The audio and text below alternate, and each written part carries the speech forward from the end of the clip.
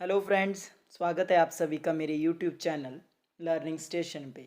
Channel पे नए हो तो चैनल को सब्सक्राइब ज़रूर करें और कोई वीडियो मिस ना हो जाए, इसलिए बेल आइकन को भी प्रेस करें। आज इस वीडियो में हम जिस टॉपिक के बारे में डिस्कस करने जा रहे हैं वो है हमारा जेंडर स्कूल एंड सोसाइटी के यूनिट 2 का first chapter, that is socialisation theory of gender and its educational implications. तो इससे पहले यूनिट फर्स्ट की मैंने सारी वीडियोस अपने चैनल पे अपलोड कर दी है। अगर आपने नहीं देखी है तो आप चैनल की प्लेलिस्ट में जाकर वो वीडियोस देख सकते हैं। बाकी कुछ थोड़ी नेटवर्क की प्रॉब्लम की वजह से वीडियोस लेट अपलोड हो रही है, तो उसके लिए सॉरी। तो शुरू करते हैं। सबसे पहले है सोशलाइजेशन।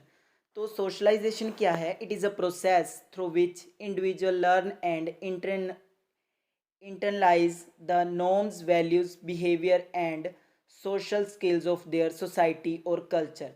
कि जो सोशलाइजेशन है एक प्रक्रिया है जिसके ज़रिए जो कोई भी इंडिविजुअल है वो क्या करता है, उनको ग्रैस्प करता है, उनको लर्न करता है, सीखता है और खुद में क्या है ढालता है। तो जो कि सोसाइटी की नॉर्म्स और वैल्यूज़ के अकॉर्डिंग होती है। It is a process through which people are told to be proficient member of society.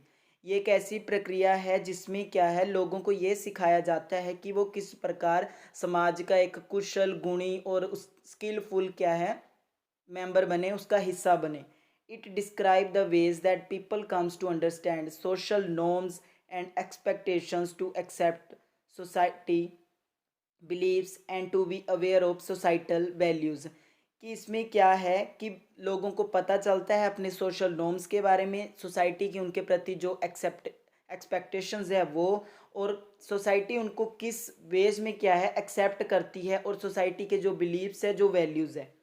It is a life long process. ये क्या है, एक जीवन भर चलने वाली प्रक्रिया है of social interaction and learning through which a child learn the intellectual, physical and social skills needed to function as a member of society. Society के एक मेंबर के तौर पे उसको क्या है जो ज़रूरत होती है इंटेलेक्चुअल, फिजिकल और सोशल स्किल्स की, वो क्या है थ्रू सोशलाइजेशन उसमें डेवलप होती है। उसके बाद अगर हम बात करें सोशलाइजेशन थ्योरी की, तो सोशलाइजेशन थ्योरी क्या बोलती है कि जो जेंडर है, suggest that gender roles and expectations are learned through socialisation process. जो हमने ऊपर सोशलाइजेशन पढ़ा वो बोलते हैं कि जो जेंडर रोल्स हैं, एक्सपेक्टेशंस हैं, जो ह्यूमंस में होती हैं वो क्या है थ्रू सोशलाइजेशन आती है। ये क्या है, सोशल कंस्ट्रक्ट टर्म्स हैं और क्या है समाज से ही हम सीखते हैं। It proposed that individual acquire their understanding of what it means to be masculine or feminine through interaction with various socializing agents। इसमें क्या बोल रहा है कि सोशलाइजेशन थ्योरी बताती है कि जो इंडिविजुअल है उसको समझ आ जाती है कि जो मैस्कुलिन मतलब जो मेल कैटेगरी है या फीमेल कैटेगरी है, जो उसकी इंटरेक्शंस होगी या उनका मतलब क्या होगा according to social society needs. For example कि लड़के किस तरीके से बिहेव करेंगे, उनका पहरावा क्या होगा या उनका ऑक्यूपेशंस क्या होगा। तो ये सोशली कंस्ट्रक्ट टर्म्स है जो सोशलाइजेशन से, सोशल इंटरेक्शन से आती है। अगर हम इसकी डेफिनेशन देखें तो अकॉर्डिंग टू बोगार्ड्स, जो सोशलाइजेशन है it is a process of working together, of developing group responsibility, of being guided by the welfare needs of other. कि जब हम एक साथ काम करते हैं और ग्रुप रिस्पॉन्सिबिलिटी आती है और क्या है हम एक दूसरे का जो क्या है अच्छे समाज के, कल्याणकारी समाज के डेवलपमेंट के लिए काम करते हैं। उसके बाद अगर हम देखें इसके एजेंट्स, तो मैंने एजेंट्स को सीधा डिफाइन किया है। आप पहले उसका फ्लो चार्ट बना सकते हो कि कौन कौन से एजेंट्स है सोशलाइजेशन के, उसके बाद उनको एक्सप्लेन कर सकते हो। तो मैंने सीधा एक्सप्लेन किया है। Socialisation take place in many social settings such as, first first हमारा जो सोशलाइजेशन सोशलाइजिंग एजेंट है वो है हमारा फैमिली। तो फैमिली क्या है, family is the primary agent of socialisation. जब बच्चा पैदा होता है तो सबसे पहले वो कहाँ से सीखता है, अपनी फैमिली से सीखता है। Where children learn gender roles through observation, imitation and reinforcement of behaviour exhibits by parents and siblings. कि वो क्या है सीखता है, ऑब्जर्व करता है, इमिटेट करता है। फॉर एग्जांपल जो लड़के हैं वो अपने पापा को इमिटेट करते हैं, उनको ऑब्जर्व करते हैं, जिस तरीके से वो बिहेव करते हैं वैसा क्या है वो रोल ग्रैस्प करना चाहते हैं, या जिस तरीके से उनको रीइंफोर्स किया जाता है कि हाँ ये काम करो, ये लड़कों वाले काम है, ये काम करो, ये लड़कियों वाले हैं। मतलब उनके जेंडर के बेसिस पे क्या है उनको रोल असाइन किए जाते हैं। तो सबसे पहले जो इसका एजेंट है सोशलाइजेशन का वो है फैमिली। सेकंड है पीयर। तो पीयर ग्रुप क्या है, जो हमारे फ्रेंड्स हैं, peer group plays an important role in shaping gender role norms and expectations as individual seek acceptance and conformity with their circle. कि जिस सर्कल में हम रहते हैं, जो हमारा फ्रेंड सर्कल होता है, उसकी नीड्स के अकॉर्डिंग जो जो उनका व्यूज़ होता है या हमारी जो सोच हो जाती है कि या मेरे दोस्त क्या सोचेंगे, मेरे जो फ्रेंड्स हैं वो मेरा फ्रेंड सर्कल क्या सोचेगा, तो अपनी उस एक्सेप्टेंस के लिए हम क्या करते हैं, उनके इंटरेस्ट या उनकी जो एक्सपेक्टेशंस होती हैं उसके अकॉर्डिंग अपना जो इंटरेस्ट होता है या जो हम करना चाहते हैं उस चीज़ को चेंज कर लेते हैं। और जो हमारी सोशलाइजेशन होती है हमारे पीयर के प्रेशर के अकॉर्डिंग भी कहीं ना कहीं इम्पैक्ट होती है। उसके बाद हमारा नेक्स्ट है एजुकेशन और स्कूल। तो हमारा जो थर्ड आता है एजेंट, उसमें आता है हमारा स्कूल, हमारे इंस्टीट्यूशंस। तो schools and education institutions reinforce gender roles through curricula, classroom interaction and societal expectations for academic and extra curricular activities. इसमें क्या है कि स्कूल्स और एजुकेशंस में करिकुलम भी कुछ इस तरीके से डिज़ाइन होता है और कुछ एक्टिविटीज़ भी इस तरीके से कराई जाती है। फॉर एग्जांपल कल्चरल एक्टिविटीज़ हो रही हैं, डांस भंगड़ा करना है, तो क्या लड़कियों को ज़्यादा प्रेफर किया जाता है या लड़कियों को बोला जाता है कि जो ये कल्चरल एक्टिविटीज़ है ये क्या गर्ल्स से रिलेटेड है तो इनको गर्ल्स करेंगी। बॉयज़ का क्या है, उन्होंने काम देखना है, सामान लेके आना है या बाकी दूसरी जो अरेंजमेंट है वो देखना है। तो ये सारा क्या है, कुछ जो हमारे एजुकेशन इंस्टीट्यूट का इन्वायरमेंट होता है वो भी क्या है, कहीं ना कहीं इस चीज़ को कंस्ट्रक्ट करता है, जो ये जेंडर बेस्ड डिस्क्रिमिनेशन या जेंडर असाइंड रोल आ जाते हैं। उसके बाद हमारा फोर्थ है रिलीजियस एंड कल्चरल इंस्टीट्यूशंस।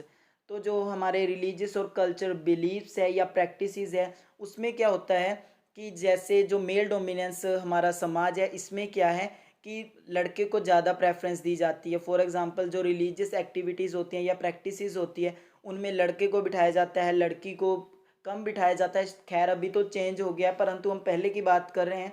तो क्या है, ये भी क्या है, कहीं ना कहीं उसमें जो डिस्क्रिमिनेशन आती है या जेंडर रोल स्पेसिफिक हो जाता है कि लड़के ये काम करेंगे, लड़कियां ये काम करेंगी। तो जो हमारी रिलीजियस प्रैक्टिस होती है ये भी कहीं ना कहीं इसमें रोल प्ले करती हैं, जो जेंडर बेस्ड डिस्क्रिमिनेशन होता है या जेंडर रोल होते हैं उनको क्या है शेप करने में। उसके बाद हमारा नेक्स्ट है फिफ्थ वन मीडिया, हमारा मास मीडिया, जिसमें टीवी आ जाता है, हमारी मूवीज़ आ जाती है, हमारी सोशल मीडिया आ जाती है या ऑनलाइन प्लेटफॉर्म कोई भी। तो ये क्या है, उन पे भी कुछ ऐसी फॉर एग्जांपल एड्स ले लीजिए या सीरियल्स ले लीजिए जिसमें क्या है जो रोल्स हैं उनके साथ जेंडर के साथ क्या है रोल्स असाइन कर दिए जाते हैं या उनको उन्हीं के साथ जोड़ दिया जाता है। जैसे उनका चाहे पहरावा ले लीजिए, चाहे उनका ऑक्यूपेशन ले लीजिए, चाहे उनकी फैमिलीज़ के प्रति ड्यूटीज़ ले लीजिए। तो कहीं ना कहीं ये भी क्या है, जो जेंडर बेस्ड डिस्क्रिमिनेशन है या जेंडर रोल से रिलेटेड जो सोशल कंस्ट्रक्टिव टर्म आती है उसमें मास मीडिया भी अपना रोल प्ले करता है। उसके बाद अगर हम बात करें करेक्टरिस्टिक्स ऑफ सोशलाइजेशन की, तो सोशलाइजेशन कैन बी फॉर्मल और इनफॉर्मल। तो फॉर्मल फॉर एग्जांपल जैसे हमारे स्कूल्स हो गए, हमारे अदर रिलीजियस इंस्टीट्यूशंस हो गए। और इनफॉर्मल जैसे कम्युनिकेट कर रहे हैं किसी के साथ, हमारी फैमिली होगी, हमारे फ्रेंड्स के साथ, तो ये इनफॉर्मल वे हो गया। और फॉर्मल वे हमारे स्कूल्स वगैरह हो गए। उसके बाद कंटिन्यूस एंड ग्रेजुअल, ये लगातार भी लगातार होती है और धीरे धीरे होती है। और उसके बाद है इंडिविजुअलाइज्ड, हर किसी की अलग अलग सोशलाइजेशन होती है, अलग अलग तरीके से होती है। फैमिली के इन्वायरमेंट पे डिपेंड करता है, पीयर पे डिपेंड करता है, स्कूल्स के इन्वायरमेंट पे डिपेंड करता है। उसके बाद है यूनिक, जो सोशलाइजेशन होती है ये यूनिक होती है, इसका कोई ट्रेंड नहीं होता है, कईयों की अलग वे से होती है, कईयों की अलग वे से होती है। तो ये क्या है, इसका कोई सिस्टमेटिक वे नहीं है कि सोशलाइजेशन किस तरीके से होगी या किस वे में होगी। उसके बाद है varied from society to society, हर समाज में अलग अलग तरीके के नॉर्म्स हैं, अलग अलग तरीके की वैल्यूज़ है, एक्सपेक्टेशंस है। तो क्या है, ये सोशलाइजेशन वेरी करती है society to society. It involves changes, तो सोशलाइजेशन की वजह से क्या है चेंजेस आते हैं, माइंडसेट चेंज होता है, ओपिनियंस चेंज होते हैं। और जो एक्सपेक्टेशंस होती हैं या जो एक्सेप्टेंस होती है दूसरों को लेके वो भी क्या है कहीं ना कहीं चेंज हो जाती है। उसके बाद हमारा नेक्स्ट है, इसके बाद टाइप्स ऑफ सोशलाइजेशन। तो सोशलाइजेशन का फर्स्ट है प्राइमरी, जिसमें हमारी फैमिली आ जाती है। उसके बाद है सेकेंडरी, जिसमें हमारा स्कूल, हमारा पीयर ग्रुप या हमारी जो सोसाइटी है वो आ जाता है। उसके बाद थर्ड है नेचुरल। जो सोशलाइजेशन है नेचुरली भी हो सकती है, प्लान्ड भी हो सकती है। नेचुरली कि जैसे हम कहीं गए हैं घूमने, तो हमें ऑटोमेटिकली हमने कुछ ऐसा ऑब्ज़र्व किया या हमने कुछ ऐसा एक्सपीरियंस किया, तो हमारे में वो चेंजेस आएंगे। और प्लान्ड ऐसी होती है कि ऐसा इन्वायरमेंट क्रिएट किया जाता है। फॉर एग्जांपल किसी में कोई चेंज लाना हो तो कुछ ऐसा इन्वायरमेंट क्रिएट करके उसमें वो स्पेसिफिक चेंज लाया जा सकता है। उसके बाद है पॉजिटिव सोशलाइजेशन, जो हमारे हमें लव से, केयर से या दूसरों के प्रति अफेक्शन से आती है, वो क्या होती है हमारी पॉजिटिव सोशलाइजेशन। उसके बाद है नेगेटिव सोशलाइजेशन। तो नेगेटिव में क्या होता है, जैसे पनिशमेंट है या नेगेटिव रीइंफोर्समेंट है, तो उसकी वजह से सोशलाइजेशन आती है, वो होती है नेगेटिव सोशलाइजेशन। उसके बाद है जेंडर्ड सोशलाइजेशन। इसमें हम कह सकते हैं कि जो रोल्स होती हैं या एक्टिविटीज़ होती हैं जो जेंडर स्पेसिफिक करके करवाई जाती हैं कि लड़के ये काम करेंगे, तो उसकी वजह से जो सोशलाइजेशन आती है दैट इज़ जेंडर्ड सोशलाइजेशन। उसके बाद हमारा लास्ट है कल्चरल सोशलाइजेशन, जो हमने पीछे बात की कि जो रिलीजियस प्रैक्टिसेस होती हैं या हमारी कल्चर की एक्सपेक्टेशंस होती है उसके अकॉर्डिंग जो सोशलाइजेशन हो रही है, तो दैट इज़ कल्चरल सोशलाइजेशन। उसके बाद हम देखते हैं कि जो फैक्टर इन्फ्लुएंस करते हैं जेंडर रोल को और उसकी एक्सपेक्टेशंस को वो कौन कौन से है। फर्स्ट है हमारा ऑब्जर्वेशन। तो ऑब्जर्वेशन में है कि बच्चे क्या है अपने पेरेंट्स को ऑब्जर्व करते हैं, जिस तरीके का पेरेंट्स का बिहेवियर होता है। फॉर एग्जांपल अगर कोई लड़का है तो अगर अपने पापा को ऑब्जर्व कर रहा है तो जैसा उसके फादर का बिहेवियर होगा टुवार्ड्स हिज मदर, और उसकी जैसे उनका काम, जैसा वो काम करेंगे, जैसे वो बिहेव करेंगे, बोलेंगे, जिस तरीके से वो क्या है ट्रीट करेंगे दूसरों को, तो ऑटोमेटिकली बच्चा वो चीज़ ग्रैस्प करता है कि जो मेल कैटेगरी वाले होते हैं उनकी ऐसी एक्सपेक्टेशंस होती है सोसाइटी को उनसे, और उनके जो रोल्स होता है उनका ये रोल होता है, उन्होंने ऐसे बिहेव करना होता है, उनका जो फैमिली में प्लेस है वो इस तरीके से होती है। उसके बाद है इमिटेशन। बच्चे क्या है दूसरों की जब नकल करते हैं तो नकल करके वो सीखते हैं। फॉर एग्जांपल अगर घर में कुछ ऐसा डोमेस्टिक वायलेंस जैसा कुछ सीन है, तो अगर बच्चे देख रहे हैं तो उनके माइंड पे भी वही इम्पैक्ट पड़ेगा और क्या है वो वही चीज़ें सीखेंगे, क्योंकि बच्चों की क्या जो नेचर होता है वो इमिटेट करने का होता है कि दूसरों की नकल उतारते हैं। उसके बाद है रीइंफोर्समेंट। अभी ये डिपेंड करता है कि फैमिली में कैसी रीइंफोर्समेंट दी जा रही है, जो बच्चों के एक्शंस है। फॉर एग्जांपल अगर वो कोई ऐसा काम कर रहे हैं जिसको जो हमारी सोसाइटी है वो बोलती है कि ये इस जेंडर को सूट नहीं करता या ये इस जेंडर का नहीं है, तो फैमिली में कैसे उसको रीइंफोर्स किया जा रहा है। अगर उसको तो पॉजिटिव रीइंफोर्समेंट मिल रही है तब तो क्या है वो उस चीज़ को ग्रैस्प करेगा। अगर उसको नेगेटिव रीइंफोर्समेंट दी जाती है तो वो क्या है जो उसके जेंडर स्पेसिफिक रोल होंगे उन्हीं को क्या है अपनाएगा। उसके बाद है जेंडर टॉयज़ एंड एक्टिविटीज़, कि जो जेंडर स्पेसिफिक जैसे टॉयज़ भी है उनको भी जेंडर स्पेसिफिक कर दिया गया है। जैसे अगर डॉल्स के साथ खेलना है या खिलौनों के साथ खेलना है तो वो लड़कियां खेलेंगी, जो बॉयज़ है बॉयज़ के लिए जो मेनली टॉयज़ होती हैं जैसे कि बैट बॉल हो गया या अदर कोई स्पोर्ट्स होगी। तो इस तरीके से क्या है ये भी जेंडर को क्या है डिस्क्रिमिनेट कर देती है। उसके बाद है लैंग्वेज एंड कम्युनिकेशन, कि किस तरीके से बातचीत की जा रही है या किस तरीके से अपने थॉट्स रखे जा रहे हैं, जो उनकी बोलने का तरीका है। फॉर एग्जांपल बोला जाता है कि लड़कियां सॉफ्ट स्पोकन होती है और जो बॉयज़ होते हैं वो डोमिनेंट होते हैं। तो ये भी क्या है कहीं ना कहीं इन्फ्लुएंस करते हैं सोशलाइजेशन को। उसके बाद हमारा नेक्स्ट है social construct of gender according to socialisation theory. Gender socialisation theory assert that gender is a social construct, meaning that it is created and maintained by society rather than being biologically determined। कि जो gender है ये क्या है society के द्वारा create किया गया एक टर्म है, एक शब्द है, जिसमें क्या है सोसाइटी ही इसको मेंटेन करती है, वही इसको चेंज कर सकती है। और जो बायोलॉजिकल टर्म्स है उसमें कोई ऐसा जन स्पेसिफिक नहीं है कि लड़के ये कपड़े पहनेंगे या लड़कियां ये कपड़े पहनेंगी, लड़के ये काम करेंगे, लड़कियां ये काम करेंगी। ये क्या है सोसाइटी ने बनाया है अपने नॉर्म्स के, अपनी वैल्यूज़ के अकॉर्डिंग। तो ये क्या है एक सोशली कंस्ट्रक्ट टर्म है। This theory suggest that individual perform their gender roles based on the culture and historical period, highlighting the socially constructed nature of gender. ये स- ये जो थ्योरी है ये क्या सजेस्ट करती है कि जो भी इंडिविजुअल है वो अपने जेंडर्स के अकॉर्डिंग रोल्स इस तरीके से परफॉर्म करता है जैसा हमारे पीछे हिस्ट्री में किया जाता था, या जैसा हमारे कल्चर के अकॉर्डिंग जो हमारी सोसाइटी की एक्सपेक्टेशंस है उसके अकॉर्डिंग बच्चे को करना होता है या किसी जेंडर स्पेसिफिक को करना होता है।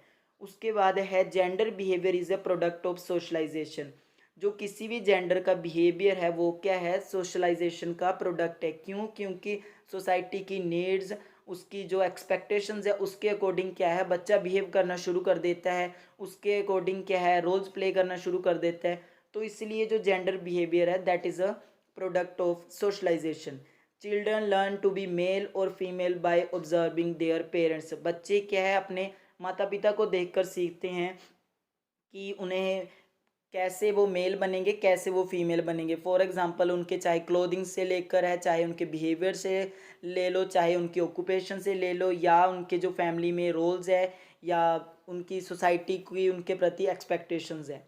उसके बाद है children learn their identity by others. इसमें क्या है कि बच्चे खुद की पहचान दूसरों से करते हैं कि सोसाइटी की उनसे क्या एक्सपेक्टेशंस है, पीयर ग्रुप की उनसे क्या एक्सपेक्टेशंस है, फैमिली की क्या है, उनके टीचर्स की क्या है। तो ये क्या है बच्चे की जो आइडेंटिटी है वो क्या करना चाहता है ये सब क्या है वो दूसरों पे छोड़ देता है और दूसरों पे डिपेंड करता है इस चीज़ के लिए। उसके बाद हमारा नेक्स्ट है इसके इम्प्लीकेशंस। तो एजुकेशन इम्प्लीकेशंस में ऐसे है कि कोई भी कॉन्सेप्ट है या थ्योरी है उसका एजुकेशन में किस तरीके से यूज़ किया जा सकता है, या एजुकेशन की हेल्प से किस तरीके से अगर कोई इशू है उसको हम बाहर निकाल सकते हैं, उसको एलिमिनेट कर सकते हैं हमारे सिस्टम से। तो फर्स्ट है जेंडर रिस्पॉन्सिव एजुकेशन, कि हमारी एजुकेशन ऐसी होनी चाहिए जो ये सोशली कंस्ट्रक्ट टर्म है इसके लिए क्या है वो इसको चैलेंज करे, जो स्टीरियोटाइप्स है बायसेस है उनको क्या है चैलेंज करे और बच्चों में इक्वालिटी, जेंडर इक्वालिटी का कॉन्सेप्ट लेकर आए। उसके बाद है चैलेंजिंग स्टीरियोटाइप्स, जो हमने ऊपर बात की, जो कि जो इन जिनकी ऐसी सोच है कि लड़कियां ये काम नहीं कर सकती, लड़के ये काम नहीं कर सकते, तो उनको ऐसी स्ट्रेटजीज़ या ऐसे प्रॉब्लम्स दी जाएं जिससे क्या है उनको पता चले कि हर कोई क्या है बराबर है, इक्वल है। उसके बाद है प्रमोटिंग जेंडर इक्वालिटी, कि बच्चों में ऐसे उनकी जो अंडरस्टैंडिंग लेवल है या उनमें क्या है ऐसी वैल्यूज़ डालनी है कि उनकी जो दूसरे जेंडर के प्रति क्या है उनमें एक्सेप्टेंस आए और दूसरों की रिस्पेक्ट करे और उनको क्या है इक्वल अपॉर्चुनिटीज़ प्रोवाइड की जाए। और जो जेंडर है जैसे बॉयज़ है तो वो भी लड़कियों को अपने बराबर समझे। उसके बाद है इनकरेजिंग क्रिटिकल थिंकिंग। तो इसमें क्या है कि जो हमारा एजुकेशन है, जो हमारे टीचर्स हैं उनको चाहिए कि बच्चों में क्रिटिकल थिंकिंग की क्या है एनकरेज करे, ताकि बच्चों को पता चले कि वाई इट इज़ सो, जो ये जेंडर स्टीरियोटाइप्स है या ये जेंडर रोल्स है ऐसा क्यों है। जब उन्हें पता चलेगा, जब वो एनालाइज करेंगी कि ये तो सोशली कंस्ट्रक्ट टर्म है, नेचर के द्वारा ऐसा कुछ नहीं बनाया गया है, तो क्या है एक्सेप्टेंस आएगी ऑटोमेटिकली, और जो ये ऐसी टर्म्स हैं इनइक्वालिटी है ये क्या है एलिमिनेट हो जाएगी हमारे सिस्टम से। उसके बाद है क्रिएटिंग इंक्लूसिव करिकुलम, कि करिकुलम ऐसा होना चाहिए जिसमें किसी भी प्रकार का जो जेंडर डिस्क्रिमिनेशन है या जेंडर बेस एक्सपेक्टेशंस है वो करिकुलम में नहीं दिखाई देनी चाहिए, ताकि बच्चों में ऐसी चीज़ें या ऐसी भावनाएं ना आए दूसरे जेंडर को लेकर। उसके बाद है प्रोवाइडिंग सेफ इन्वायरमेंट। स्कूल्स को चाहिए, हमारे टीचर्स को चाहिए कि बच्चों को ऐसा इन्वायरमेंट प्रोवाइड कर किया जाए ताकि वो क्या है खुल के अपनी बात रखे, जो डिस्कशन कर सके कि क्या वो फील कर रहे हैं या क्या उनकी जो इंटरेस्ट है, कौन सी उनकी एबिलिटीज़ है, या वो किस फील्ड में जाना चाहते हैं। जो भी उनके जेंडर से रिलेटेड मतलब जो सोसाइटी की नीड्स हैं उनको छोड़ के उनके पर्सनल इंटरेस्ट से क्या है बच्चों को ऐसा इन्वायरमेंट दिया जाए कि वो अपनी पसंद का कोई भी प्रोफेशन, कोई भी सब्जेक्ट, कोई भी चीज़ जो करना चाहते हैं उसको ऑप्ट कर सके।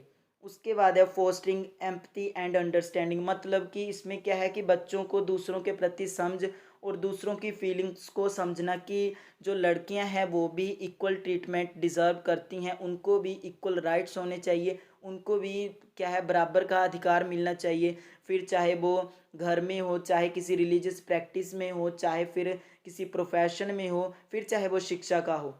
तो इससे क्या है बच्चों में एक दूसरे के प्रति एक्सेप्टेंस आएगी और क्या है जो जेंडर इनइक्वालिटी है वो क्या है ख़त्म हो जाएगी।